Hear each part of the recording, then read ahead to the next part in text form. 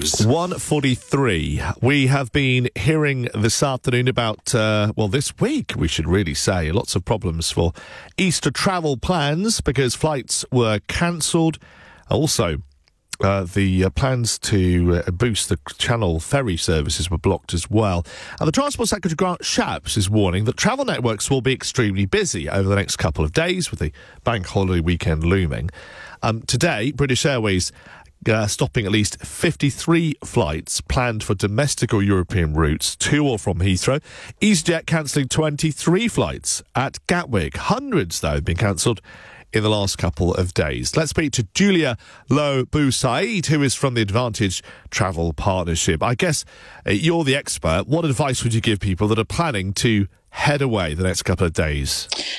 Best advice is really to be prepared and to make sure, from their own personal perspective, they've got everything they need to be able to travel through the airport. And that's from documentation. And it sounds basic, but, a lot of people haven't travelled for 2 years now. So make sure they've got all the right documentation they need. Make sure they've got the correct advice. They've booked through a travel agent. They will get all the up-to-date advice from them. Make sure their passports are up to date. We've had, instances where people are turning up at the airport and their passports have expired. New Brexit rules that came into play do make it slightly more complex.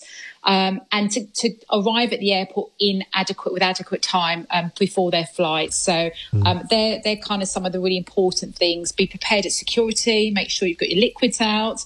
All the things that we used to do without thinking about, but just a bit more thinking needs to go through people's minds now. As you're saying, we're out of practice when it comes to going abroad, but we do have to also remember that although for people coming to the UK there's very little light touch in the way of COVID regulations, the individual rules do vary dramatically from country to country where you're heading. Very important point. Absolutely right. We can now travel back into the UK as it was pre-pandemic. There is no forms for anybody to fill out, regardless of vaccination status. There are still many rules in place for different destinations. So having all that correct information, the paperwork, whether it's on your phone or printed, whatever you're comfortable with. And I think one of the things I found, I have travelled throughout the last couple of years, is the first time you travel, you're a bit anxious, so you're a bit nervous. So what we really want to try and do is make sure, again, if you book through a professional agent, that they've given you everything you need so you can feel really comfortable, a bit more relaxed, and not feel anxious before you get to the airport. Well, the whole idea of going away is to relax. So you're by the pool, you're reading your book, but actually when you're out there, things are a little bit calmer, I know, but the rules can change rapidly. Is it important you've got the right insurance? And I suppose you've got to keep an eye on the FCO website. You absolutely do. Travel is different. It's not impossible now, and things are changing. Thankfully, they are changing for the better, as in we are seeing restrictions when it's right to do for every country easing away, and that's great news for travellers.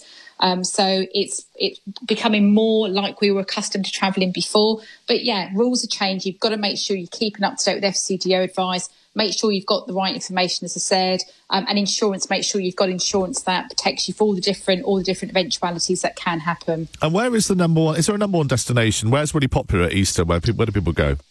Oh, the real kind of the real big area at the moment is the Canaries. We've seen a real boom again. Not surprisingly, I say, for this time of year because of the weather, ease of travelling there, etc. So Canaries is number one spot, but also places like Dubai. Dubai's had a phenomenal time in the last sort of couple of months since restrictions eased. So Dubai definitely, and the Canary Islands. Well, Julia Lo Bue-Said from the Advantage Travel Partnership, thank you so much.